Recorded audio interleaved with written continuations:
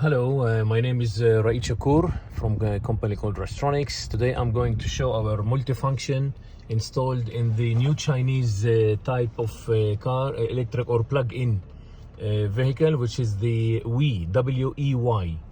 It's a German car made in China. This is how it looks like. I don't know exactly all the details. But this CAN system has all the calculations, all the ISOs, so it was so difficult to do it, but it's working now. So here we have the turn signals, flash to pass, shortly press and hold for high beam, low beam, shortly press, intermittent wipe, normal wipe. The third press you get the high speed, rapid wipe, and the off. Press and hold, as long as we press we get the wash.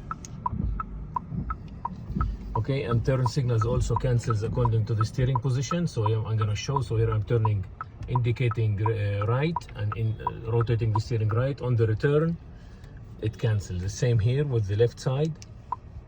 So it left. If I rotate to the right, it doesn't cancel. I go to the left all the way.